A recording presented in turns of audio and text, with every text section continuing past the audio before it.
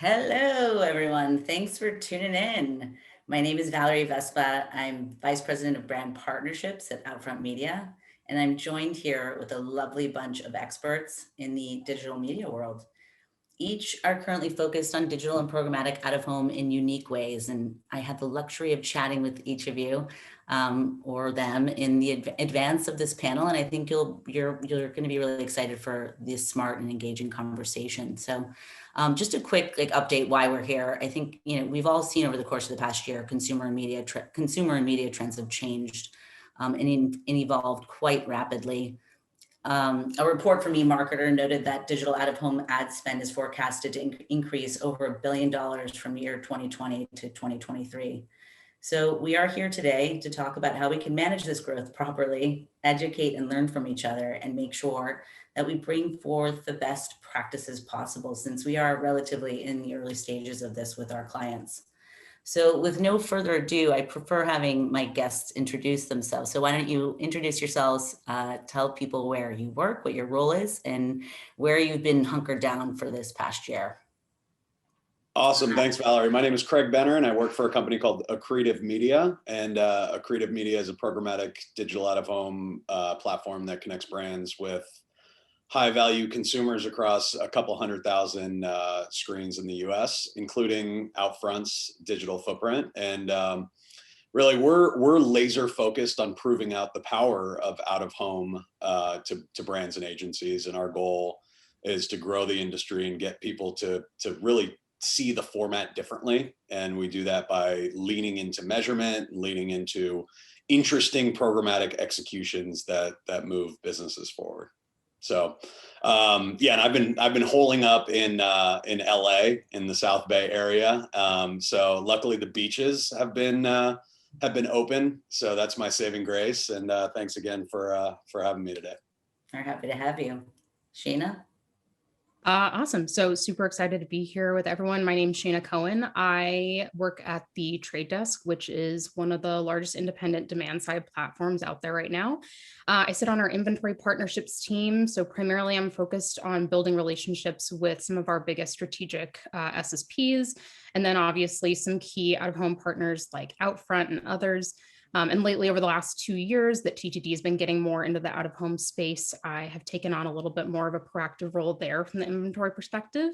Let's see, where have I been? I am currently in Thousand Oaks, California, which is kind of like in between Ventura, where the Trade Desk headquarters is, and Los Angeles. So doing a lot of hiking lately because there's not too much else to do in the suburbs, to be honest. I like that we have this serious West Coast representation today. I didn't really actually realize that. So, and Casey, last but not least. Yeah, you got one more West Coast one. I'm also in Los Angeles. Name's Casey Windheim. I work at Omnicom Media Group. One of the areas of focus for me is the last couple of years working alongside Outdoor Media Group. It's our fantastic and very substantial out-of-home agency. The way that we've approached this, my background is primarily digital. Last, I guess, 5 or so years, obviously kind of veered into programmatic. So the way that we've approached this is very much to take the domain knowledge and expertise in programmatic and digital, and which includes measurement and whatnot, and our out-of-home expertise to build a robust programmatic digital out-of-home offering. And that's kind of our partnership and how it's proceeded forward. Terrific. Well, thanks, guys. Thanks for joining today. It's so funny. I've done a couple of these recently, and I'm always wondering, are we talking to like 2 people or like 300 people? It's like always kind of a weird feeling there. Maybe that's my ego speaking to me. So this first question, I'm going to kick it off. Let's get right into it. Understanding the historical biases that we've seen, that we've had challenges with out of home to carve out a larger share of the overall media pie. How do you think that programmatic will help with that, and why? Does anyone want to take the lead on that? Sure, I'll take it. I think kind of the core challenge, before we get into programmatic, is addressability generally. We often think of addressability focused just on individuals, but there's also addressability at the board location. So lat long, seller who's selling it, what the size of the board is, et cetera. And then there's also addressability in terms of the individual.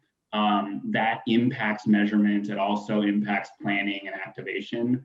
And that the fact that it's been extremely challenging to think of measurement in context with the other channels, as well as the other two, planning and activation, I think that's the big barrier. That's the thing that has kept things in silos.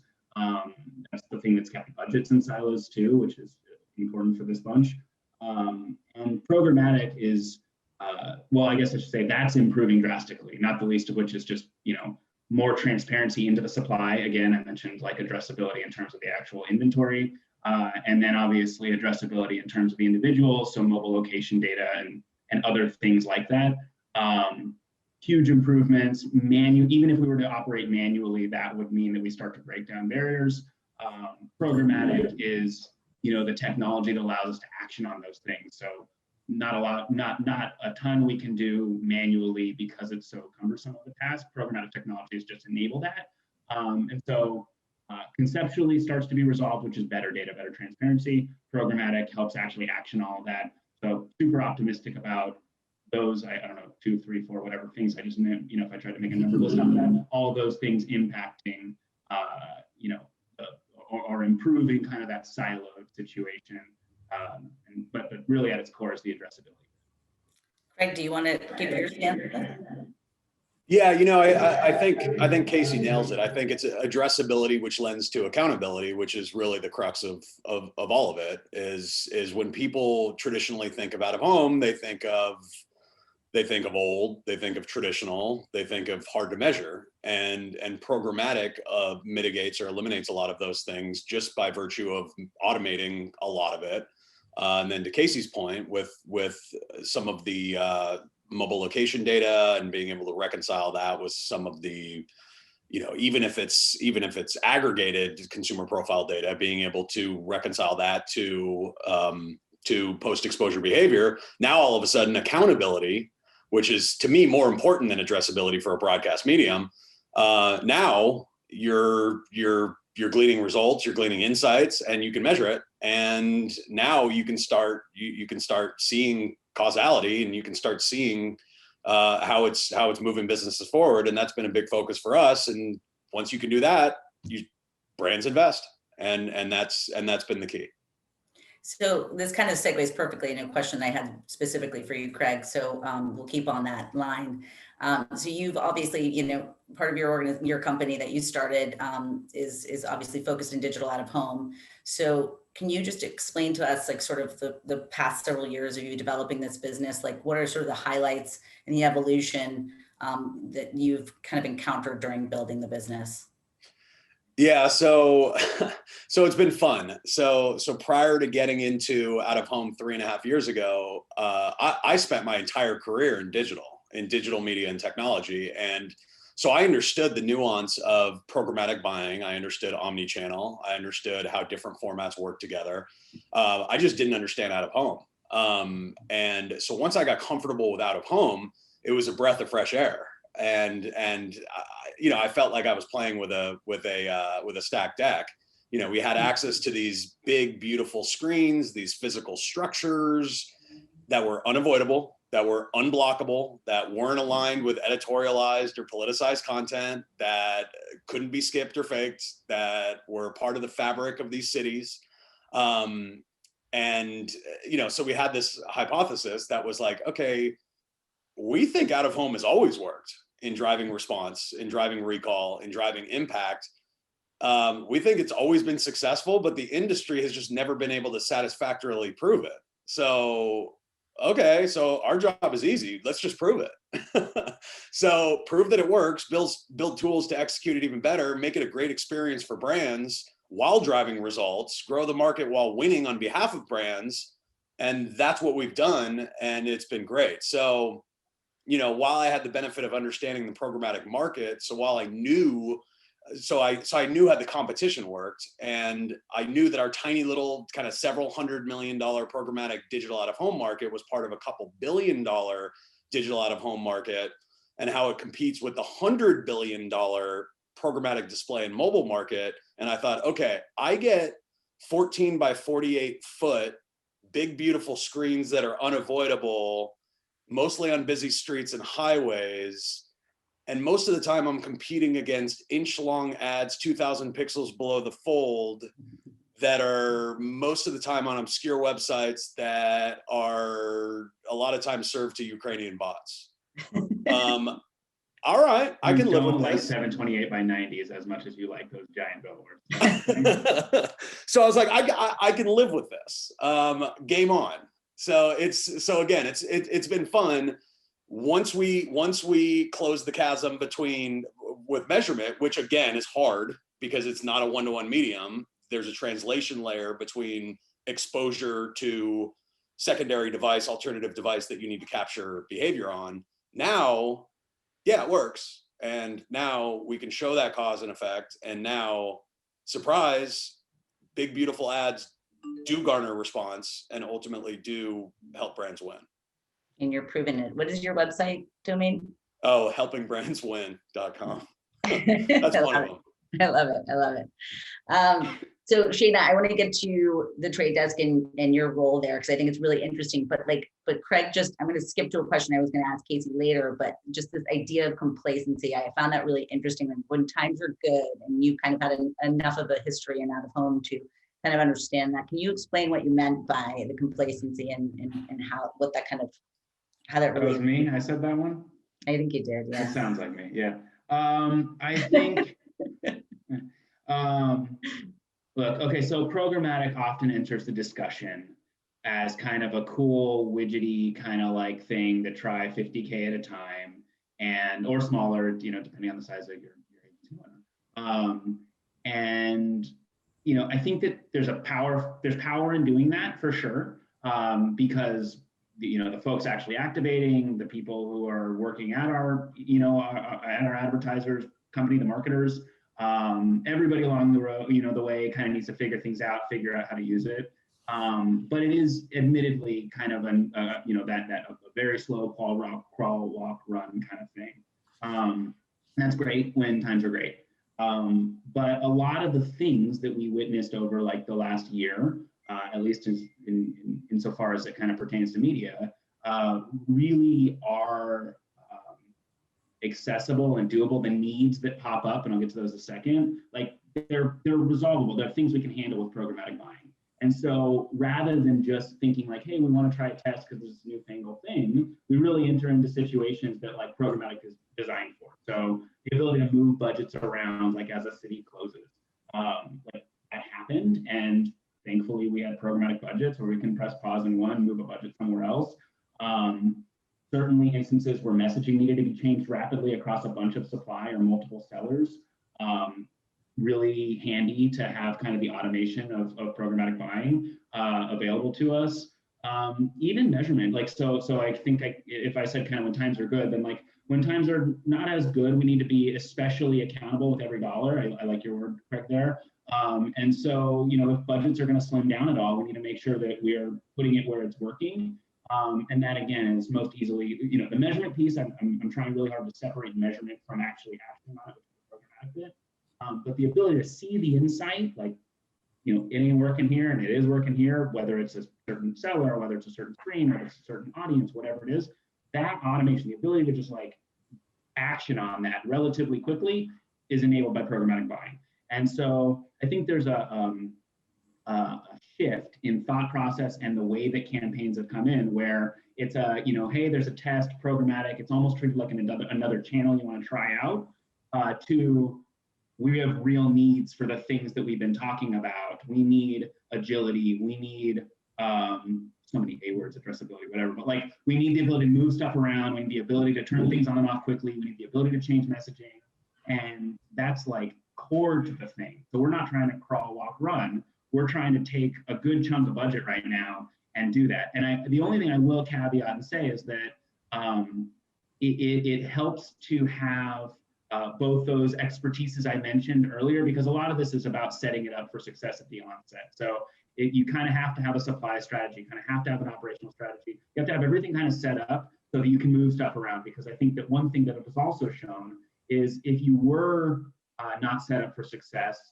we talk about agility and the ability to move from one city to another, but if you don't have your supply strategy set up so that it's easy to do, it isn't easy. Like it's feasible if you've kind of had the forethought to set up your platform that way. Platform, small p, like the way that we work. And so times are good, little tests. Times are a little bit rougher, or whatever you want to describe this last horrible year. Times are rougher, and suddenly we actually have like real needs, and there's accountability for every dollar, and like programmatic technologies shine, and the way dollars come in kind of reflect that. So true. All right. Well, thank you for that. So pivoting a bit, Shaina, tell us a little bit about your role onboarding new publishers. I love the idea of, out of home being sort of in the same vein as CTV as far as onboarding, because I just find that interesting because we're like the oldest medium in the world.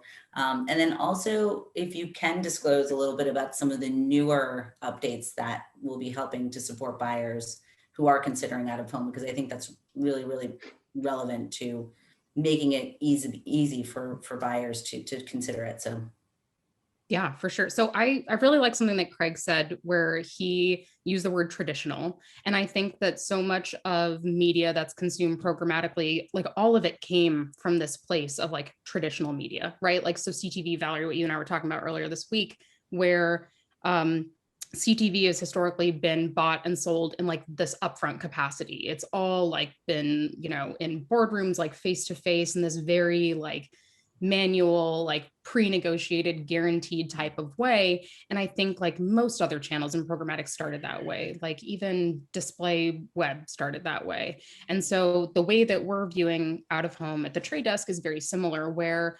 like, not to disagree with Casey, but we are kind of having like this crawl, walk, run strategy where we needed to do education even internally to really like know what we didn't know. Because out of home was newer to us, we sort of needed to rely on some key SSPs that we chose to onboard really strategically and actually use them as sort of sounding boards for things that we needed to develop. So before we could even start building out product or features for clients to use, we needed to have not only supply for people to transact on, but also the experience and expertise of people who have been in out of home a lot longer than we have. And so something that I think like we've been trying to do over the last year is not actually stopping our product development, even when the pandemic kind of hit and everyone started not being out of their home so much. We kind of use that as an opportunity, I think, to reassess what we were building, what was important, work with brands like Omnicom to really understand what was going to be crucial for them when things did get back to normal, because inevitably there is going to be an end to some of this, like mayhem in the world. And we didn't want to feel like we stopped or we paused basically while the rest of the world paused. And so first step was obviously, like I said, getting supply onboarded, working with some key SSPs and publishers. And now we're sort of in the phase where we're building more tools to help solve problems like audience targeting. And so something that I think we took a cue from is where the demand came from. So originally, and usually TTD kind of structures our product and our feature builds based off of where the demand is. It makes sense when buyers are asking you for something, you typically build in that market. And so what we saw is, unlike other channels like CTV, I think where most of the demand comes from North America, most of the demand for out of home actually came from EMEA and like the European region.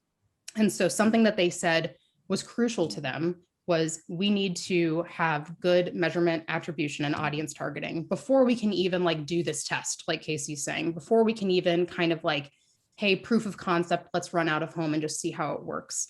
And so what we did toward the end of last year is we struck up a relationship with a couple of data providers to sort of help us get better insights into users who were exposed by digital out of home placements, and then use that information to better inform future audience targeting down the line, and then also help them to retarget those same users in another channel. So TTD being an omni-channel DSP, it's an important part of the conversation we have with buyers where out of home fits into that omni-channel strategy. That same user that's being exposed by an out of home placement has a cell phone, has a tablet, has a CTV device. Like, they're going to be seeing that same placement all throughout the different, stages of their day. And they're going to be basically being kind of shuffled down that attribution funnel slowly but surely. And so that's something that we're sort of looking at bringing to the US market this year, is that same level of audience targeting, attribution, and measurement that we did for EMEA. Yeah, I'd also like you weren't conflicting at all. You guys are just being humble. Like your crawl and a half, let's call, we're nudging you on a couple of features, but like your crawl and a half like is MVP. And I would say, you know, that's sure we want to go further, but it's not like we're, you know, spending a couple K at a time just to like get started. Like you know what your minimally viable product is, and that's where we can engage and really engage. Right. And ultimately, like, we didn't want to build something that kind of did just fulfill that minimum need. You know, eventually, like, yeah, we have this MVP product where you can buy and execute digital out of home campaigns, but ultimately, like, we wanted to have parity with other channels like CTV, like mobile, everything like on our platform and like across programmatic in general should all be bought and sold exactly the same way, regardless of whether or not it's a one-to-many or a one-to-one medium. And that has been admittedly like challenging, but I think it's been kind of like a fun challenge, not a bad one. I think worth adding there just real quick, if you don't mind, Valerie, like it's also, and this isn't unique to the Trade Desk, but it's the partners that we work with. Like it's very important that we're able to express the value adds that we have as an agency. So whether it's our supply strategy I mentioned earlier, so like we have long established big partnerships and we need to be able to articulate those with the tech partners we choose. And so the reason that we've been quite fond of working with, you know, or more so what we're starting to work on with the Trade Desk and the other tech partners we've worked with in the past, and we'll continue onward, is we work with partners who let us do our job really well. And that's kind of what our MVPs kind of is like, you got to make us better at what we're doing, not try to replace or replicate what we're doing. I've had some like repeat themes happen this week, and one was from Shayna saying like, we listened to our clients and like tried to understand what they needed, and another person said the same thing, like, or sometimes we just never ask what our clients really need. So when you do that, the output is that much more meaningful. So that's great. And so kind of leading, you kind of touched upon it, but you know, knowing that out of home is not a one-to-one, what is more important to be focused on right now? Getting the audience targeting right and having the right data, or is attribution really, like you said, Craig, the accountability part, is that the name of the game? I feel like it's a free for all. Anyone who wants to start?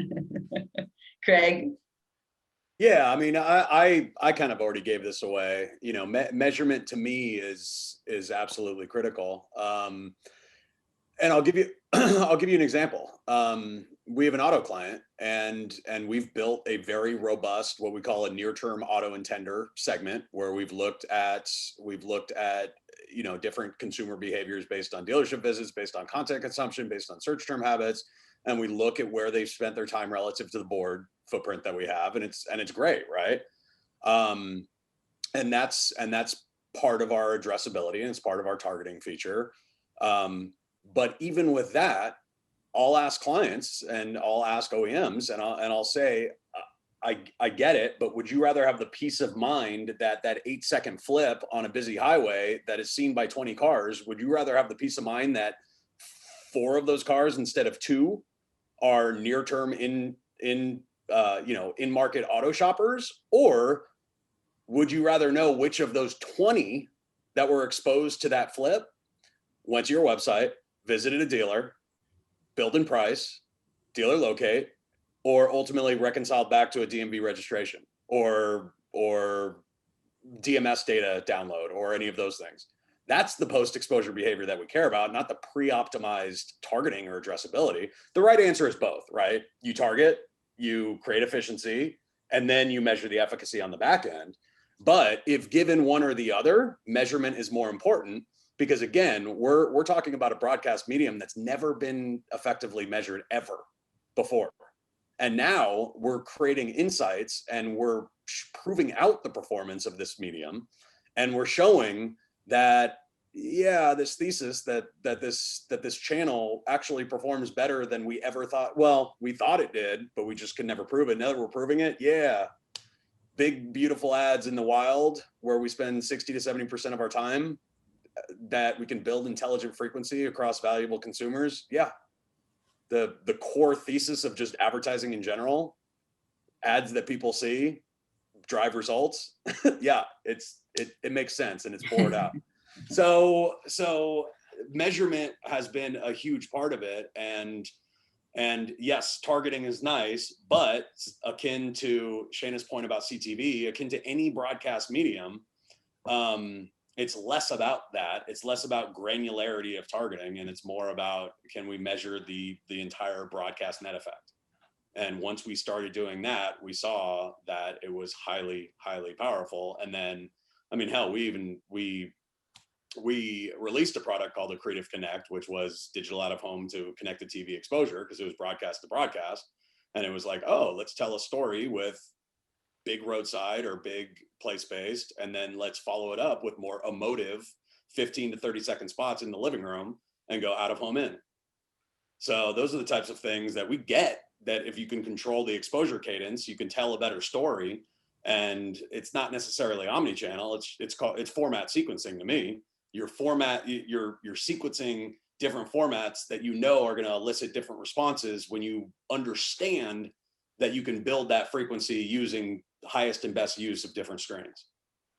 So when you can measure the efficacy of those different screens, now none of that's traditional. That's programmatic activation at its finest, and it doesn't work unless you're measuring the different effectiveness of the different exposures in real time.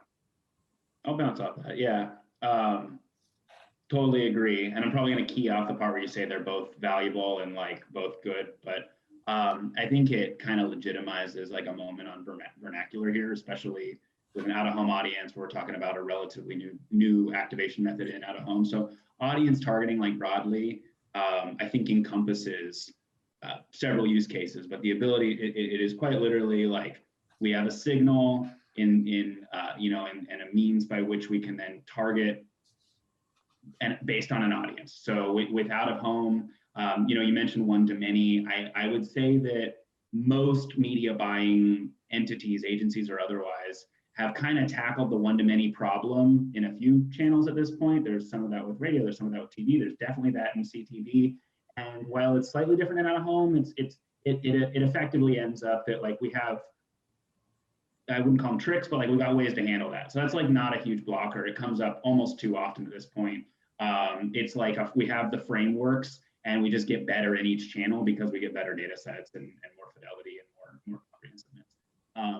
But so in any case, like we can tackle the audience targeting. One of the challenges that totally legitimizes a whole other discussion is like data validity. And so like Craig, the fact that you went into like building a segment, like super cool, because that's like that is a huge challenge in out of home is people often who have an out of home background just trust the name of the segment. And like there's a lot more to that, and that is a challenge. Again, legitimizes a whole other discussion. But I think that sometimes degrades the conversation on audience targeting, because there is this other challenge about how good that segment is that kind of enters into that audience targeting discussion. Attribution is literally just like, can we attribute ad exposures to some sort of action afterward? And one of the ways that we end up actioning on attribution is if we have a really valuable audience or high conversion on one audience, we can shift budget to that audience, right? And that requires audience targeting. So it's really not one or the other typically. Oftentimes they kind of feed into each other. What I will say though is that's sort of how it works towards the bottom of the funnel typically. If you do trust your audience segments, which again, I'm tabling that whole thing for another discussion. Valerie, let me know when you guys want to schedule that one. But if you do trust that segment, it's really important for brand marketing, and not everything will immediately lead to measurable actions. And there is a huge value in having more efficient media spend by reaching the intended audience, even if it's not attributable at the end. And so I think back to that like platform and knowing that we have to have like an operational strategy and a supply strategy and all those kinds of things. Like one of them is building a better kind of planning framework so that you know when you're trying to more efficiently spend to reach an intended audience, or when you're trying to kind of hyper focus on some sort of intended action, so that you can kind of spend more so your ROI is higher at the end. They're both super valuable. In fact, in many cases, they feed into each other. And kind of in summary, like it's not one to many that's the challenge. Yeah, and I would say the only thing, Casey, that you said that like really resonated with me was The that only like thing? tail. No. I mean like the specific thing, I guess. Sorry. Is that like that tale as old as time thing that you said, like, oh, we figured out the one to many problem, which like true, there are definitely buyers who and like agencies who are super like wise to that and like they don't need that to be explained to them. I think something that we've had a hard time with on like the purely programmatic side is that you're trying to re-educate a programmatic buyer now into this concept of, oh, I don't have like one user I can target, and I don't have frequency capping that I can do on that user. Like there's kind of always this question, how do I programmatic without all of these like things that I'm used to having?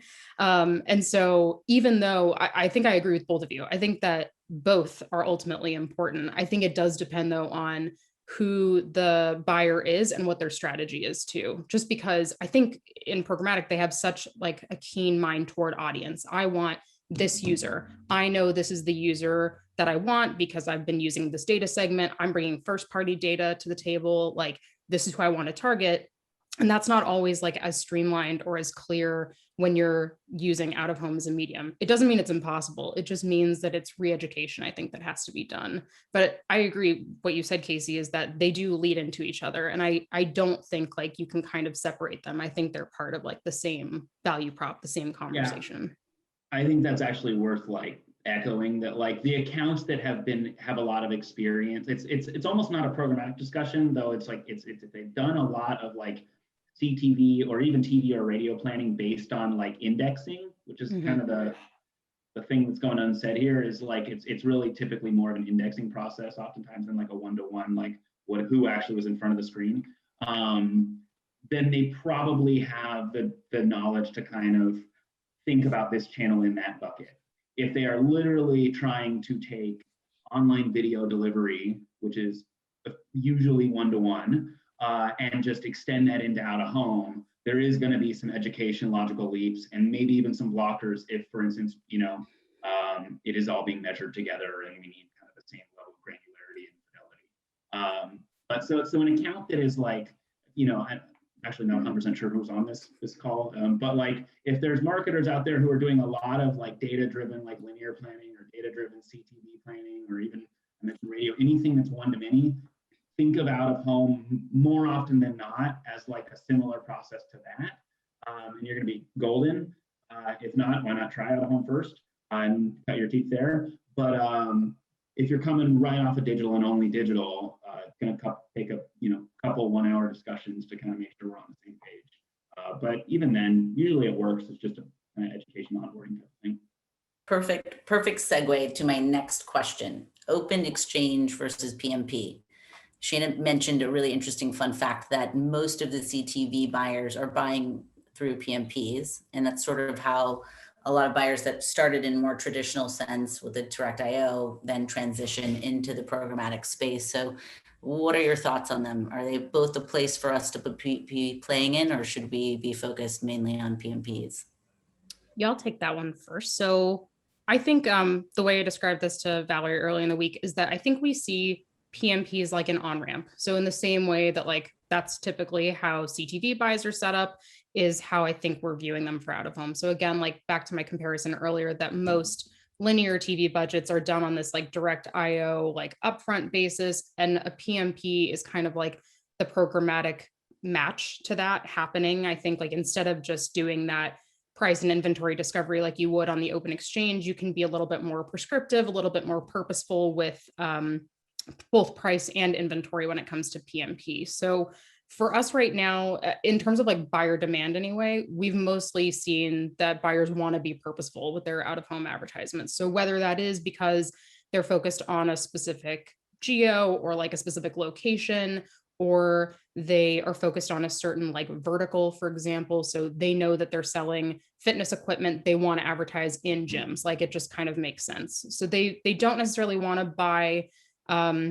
like our version of open exchange for out of home, which would be like a run of network, like, hey, I want to buy all billboards. I want to buy all mall inventory, all gym inventory for the most part. And this is also probably just because programmatic buyers are newer to out of home is they want to be a little bit more purposeful. So while I think like we are trying to get everyone in the space toward a more like open exchange, discovery based method of transacting that way, right now at least, I think we're going to be in PMP land for a little while anyway.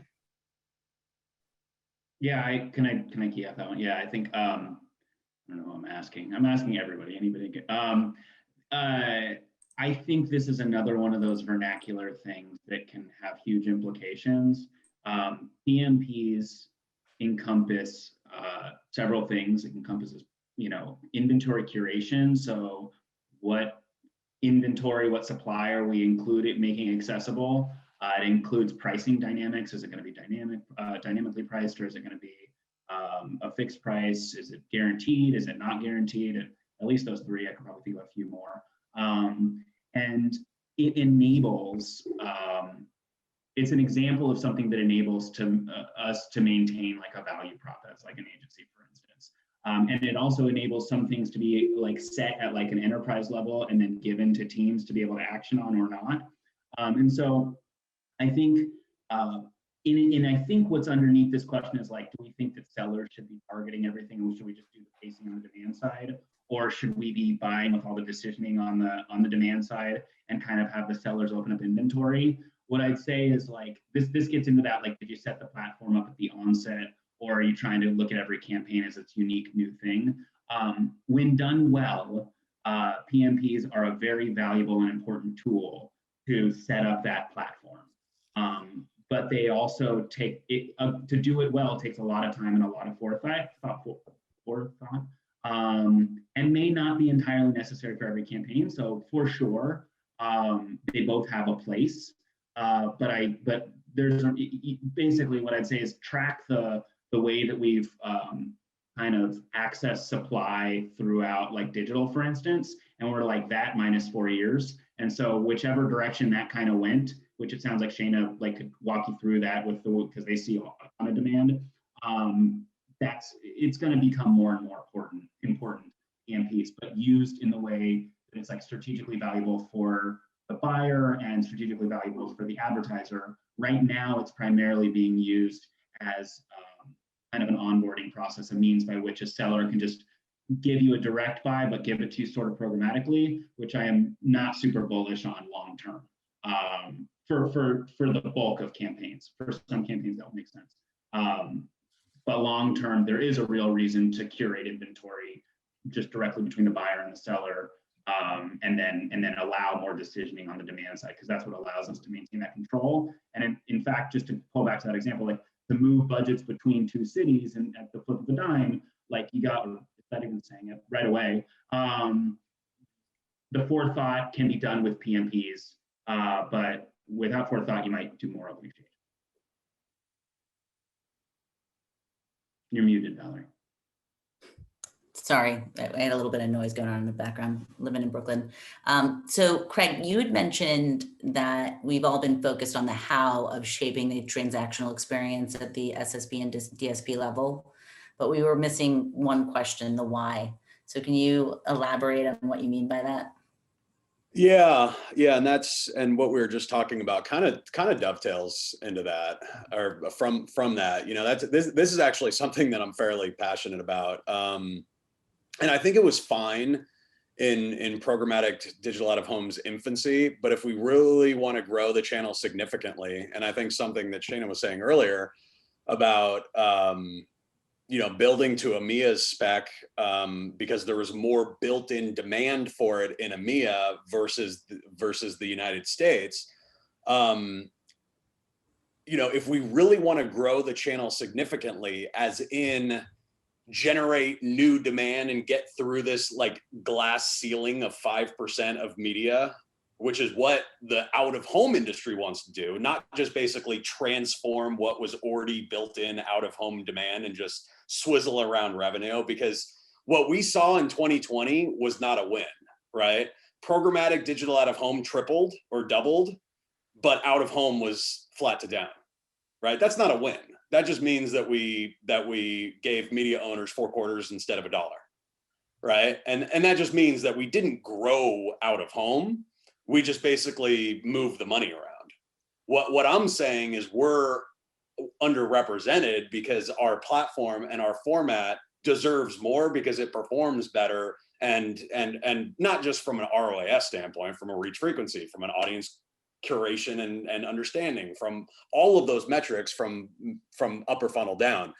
And if we're going to continue to grow like that, we need to change the narrative. And right now, the industry focuses a lot of time on how to transact. And it's, if you listen to the press, it's about inventory integrations. It's about data integrations. It's about these pipes are connected. It's about you can now access these screens. It's about now you can buy this like you buy display. It's about now you can use these DSPs to buy this digital out of home. This SSP is now offering this. It's all about tech. It's all about data. It's all about how you execute. It's all about how you transact. And by contrast, our focus, and I think what our industry needs to focus on, is why brands should be using programmatic digital out of home. And it's to help brands win with out of home. It's programmatic out of home, executed and measured properly, delivers audience, context, scale, performance, flexibility. Like, that's why, not because you can buy it with your DSP, not because you can access, convenience stores. That's not why. That's a nice feature, but that's not why. So my point is talking about the why versus the how. The how is great on a PowerPoint presentation. It's great on an investor deck, but it's not going to grow 5% to 10%. What's going to grow? Why means everything when you can show that targeted outfront digital bulletins can return 3-to-1 ROAS, which we never could before. Now we can. You should probably invest more in that tactic, not just swizzle around and do it programmatically instead of direct. You should probably triple that spend, because 3-to-1 ROAS is better than your linear TV or your spot strategy, or your audio strategy, or your direct mail strategy. So now all of a sudden we're talking about growing, and we're not talking about just moving around budgets. And that's, what we've done with partners and brands have been a microcosm of that. What we think the broader industry should be doing. And that's what will stimulate the next phase of growth for programmatic digital out of home. And, brands will always test. They'll always test new and interesting, right? Brands will always test new and interesting, but brands will feed and scale proven execution and performance. And whether performance means reach frequency, whether it means reaching the, building frequency on the cohorts they care about and proving it, it doesn't, to Casey's point, it doesn't need to be lower funnel. It just needs to be some sort of performance KPI that they care about, not just vanity. This is not just vanity anymore. And we can prove it, because and again, it could be household, it could be IP, it could be whatever. It could be one-to-many. We can still control that. So that we as an industry have unique and differentiated assets that do drive results. And up till now, we never could prove it. And let's not commoditize and marginalize ourselves with technology and data now that we can prove it. That was my point. Let's inject a little more why and a little less how, because how is great. We have all the data and tech in the world too, but how doesn't help a brand succeed there, succeed. Why does? It's an eloquent point, like, for sure. And I think it's actually, like, we've all sort of said it a little bit, but Craig, I think you said it super well. It's the stuff we can do with programmatic buying isn't all that. I mean, you said out of home is the oldest medium, Valerie. That makes sense. It all starts with the comms plan. And if it didn't start with the comms plan, then it probably started with like a product that one of our advertisers is actually like pushing. And like they had a target audience in mind when they were developing the product. They had geographic regions they were going to release it. They kind of knew what success was probably. So somewhere along the line, all the things that we need to develop a programmatic plan exist. And yeah, I think Craig, you said it beautifully. Like, if you know what you're trying to accomplish, you don't even need all the technical jargon. In fact, we usually confuse ourselves, and we're probably stunting our growth ultimately by talking about all this crap. I mean, like, I work so hard, and I'm only sort of succeeding at it to take that out of the discussions, because it pretty much lets everyone pack up and go home. They're like, cool, I now understand dynamic pricing. Like, that's not the goal. Was it efficiency? Was that the thing? Like, if you could just say in plain English what the objective was. The cool thing about programmatic technologies is like we get to check the box really easily. If we have a really good way to do it, we're like, cool, we can do that now. But you probably wanted to do it 40 years ago too. Like, you just, now we can check the box more easily.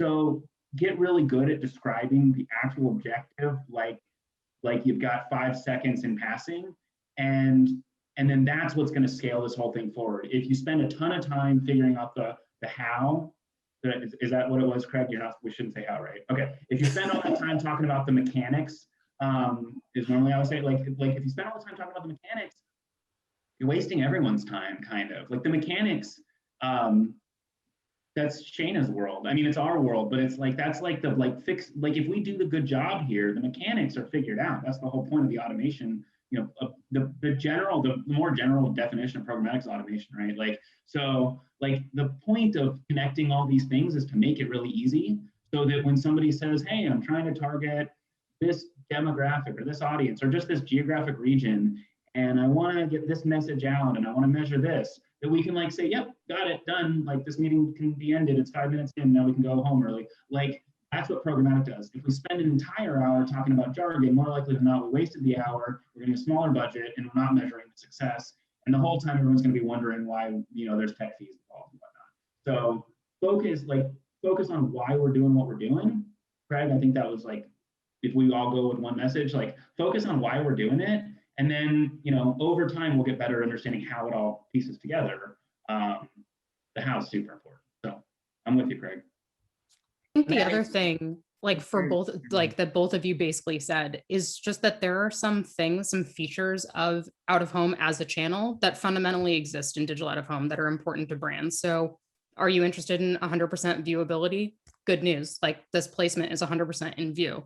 Are you interested in like transacting in a fraud-free environment? Good news, there's like no notable fraud in out of home. And so I think like these things that a lot of programmatic buyers are considering as table stakes for the rest of their programmatic buys, those just inherently exist as part of out of home as a channel. It's not like you need to go build the tech to support that, to Casey's point. Like that is just a fundamental feature of this medium, which is really cool. And I think too many people like sort of discount that. I mean, I think another thing to add to one of its positive attributes is you mentioned, Shayna, about transparency. So do you want to talk about the sort of the client evolution of like really needing that transparency never before? Yeah, for sure. So I think this was something that we kind of saw, not as a result of the pandemic, but certainly something that I think larger agencies started becoming a little bit more mindful of, like how the budgets were being consumed, where you put $1 in and where that dollar comes out, and what like kind of the intermediary steps between the two were. So to Casey's point, how much is a tech fee? How much is a data fee, a media fee? Like, where am I actually spending my dollars? And I think something that we saw is more brands focusing on more as direct as possible sources to the same supply. And so the inherent value prop of digital out of home is because it's still kind of this insular ecosystem. There isn't necessarily this huge concept of like rampant resold media or rampant arbitraged media. You can be pretty sure that like if you go and work with any reputable SSP or a publisher directly, that media is like one hop away from like the person who owns that screen, the person who is actually like licensed to sell you that content. And so I would just say that it's something that we try to focus on as part of like those inherent value props of viewability and fraud-free environment, just that digital out of home is kind of inherently also as direct to the source as possible. Like it's a great way to basically ensure that you have full supply chain transparency without necessarily needing to like consider sellers.json or supply chain, which of course like have their place in the rest of digital media buying, but where they might not necessarily have been needed in out of home to begin with. I'd say one thing though, there's like a legitimate concern, and there should be concern that that's also conveniently because we're at the beginning of it all. There's no reason that a lot of that couldn't happen. And I'm not contrasting with you. I'm just saying like, if anybody is thinking about like setting up like a non-transparent like arbitrage network with no value add or anything like that, like not only please don't, because it will be a huge waste of everyone's time, but there's no need for that in this space. There's like, it's very containable, and there's an enormous amount of growth and potential in a bunch of different types of companies that can exist across the landscape. This isn't me pleading. I'm also saying like, it just doesn't have a place. And so there may be little bits and pieces of some of those things that are easily worked out. And that's one of the really cool things about out of home is like, it's really about actioning on an objective. And I think that we're even in this discussion, like 4 times over, we've squashed the notion that we need to understand the complexities across the board all that much.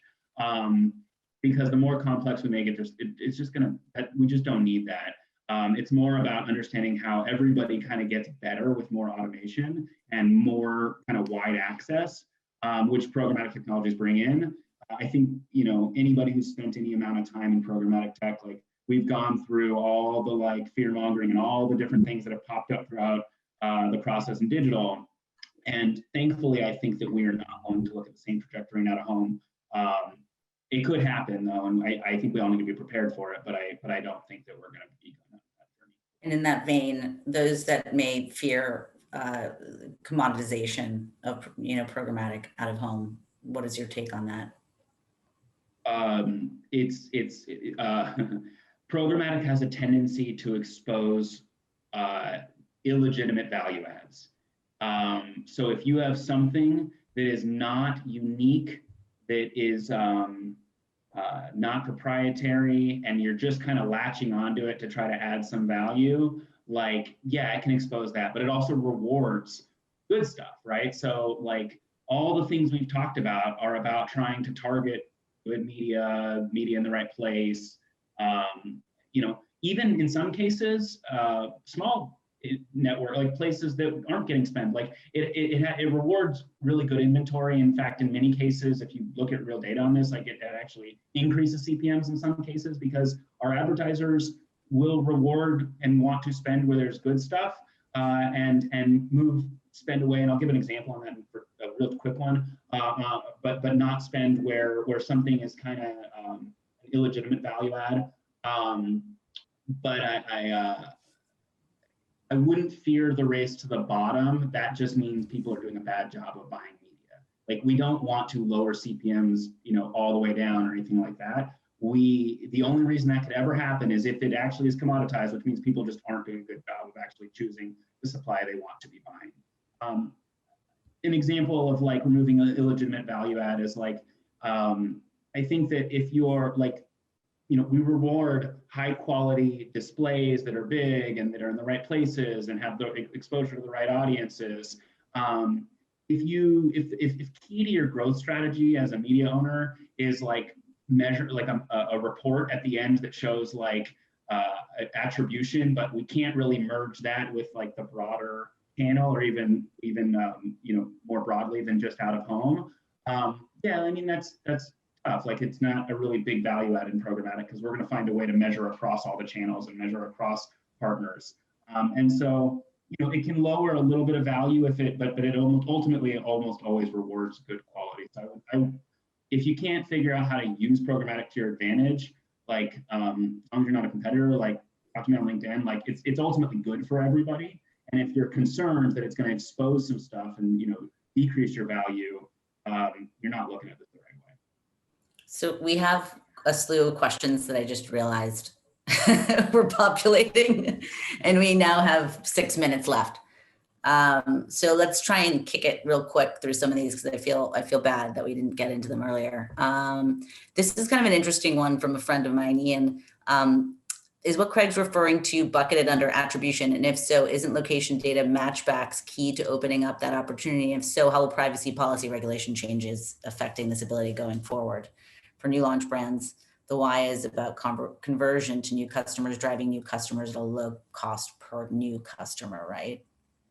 Am I throwing like a brick at you right now, Craig? Well, those are two different questions. I think so. Do you want me to repeat it?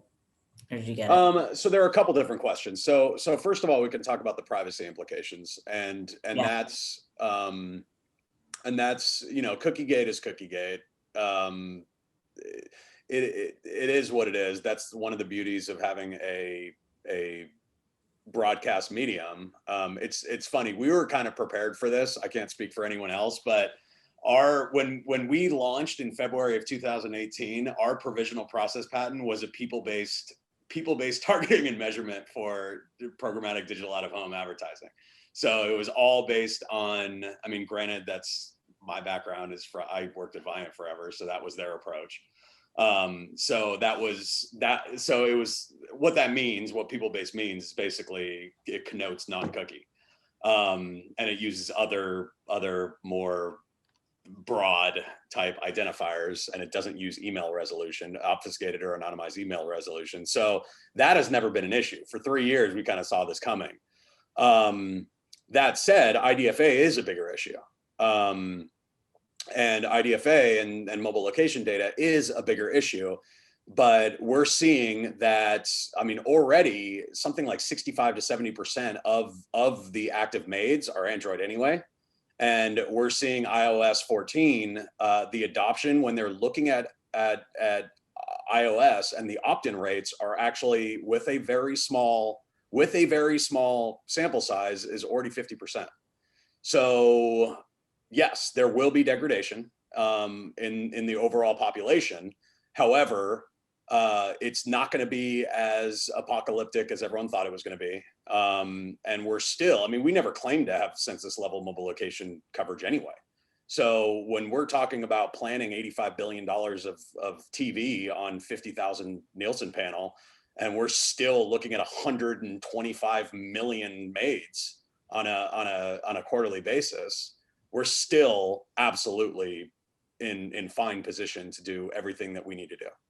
So yes, there will be some deprecation, there will be some degradation from both of those standpoints, but there are plenty of solutions out there. And again, I can't speak for anyone else, but we've been preparing for a cookieless solution since our inception.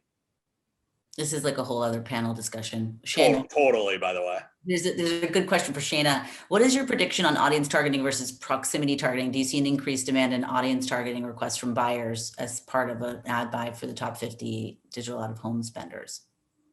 That's actually a good question. So I think the best way to answer this is, I think, just to talk about the way Trade Desk has currently been operating, which is like in the US, we are still working on our audience targeting solution. So I can't speak super confidently to how much like demand that'll end up generating. But I would say for me personally, I think it sounds like from the conversations I've been in with buyers that the context or proximity targeting is actually what's important. And again, I think it depends on who you are as a brand and what your overall strategy is. So I think like context and content are both important when you're generating a campaign or when you're utilizing any type of strategy.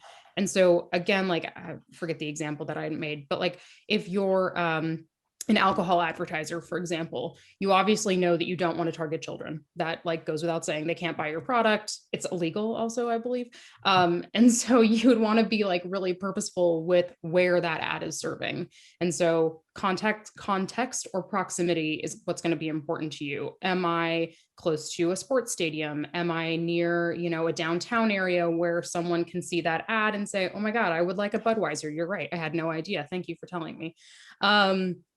But I think like they are one and the same in a lot of ways. Your audience is going to be in a certain proximity of a certain, set of buildings, in a certain gym, in a certain office building. Like they are kind of like interlinked to me. But in my mind, I think proximity is probably going to be more important than specific audience.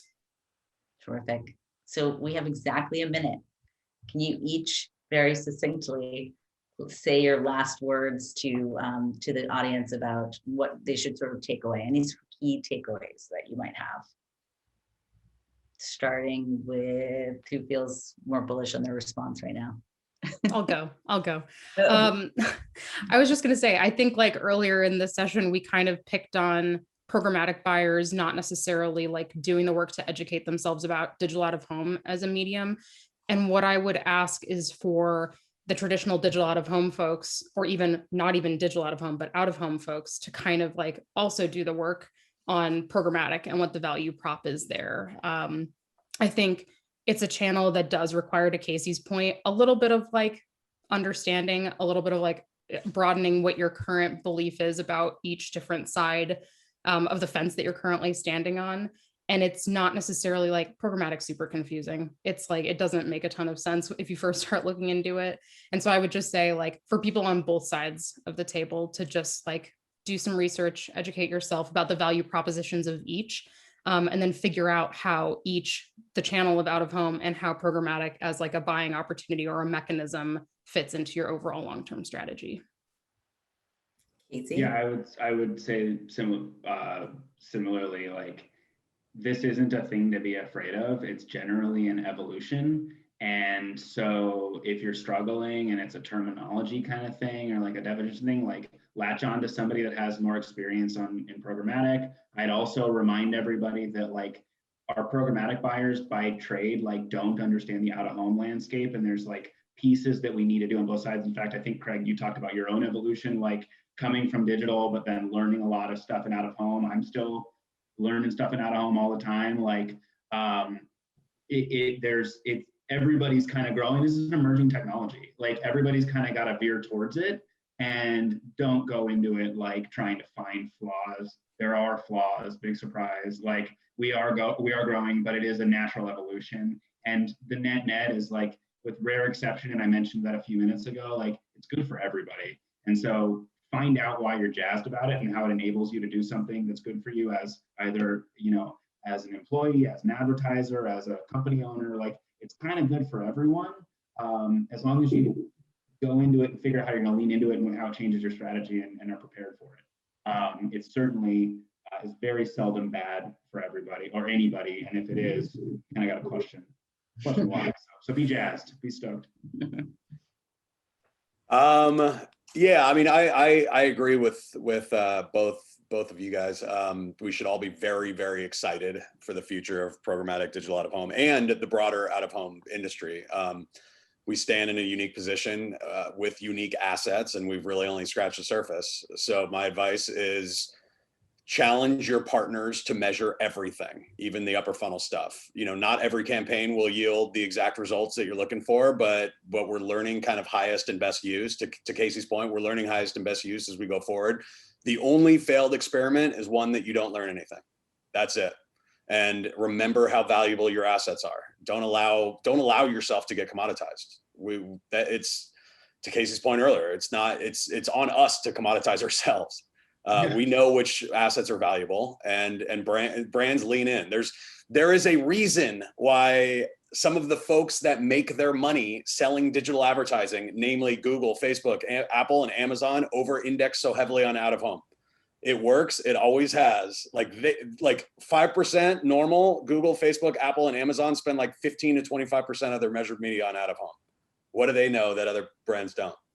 So it works. It always has. Now that we can prove it, it's time for this format to stop getting overlooked and people. I've had multiple Jerry Maguire moments of like following you out with your goldfish. Like I'm really feeling it, Craig.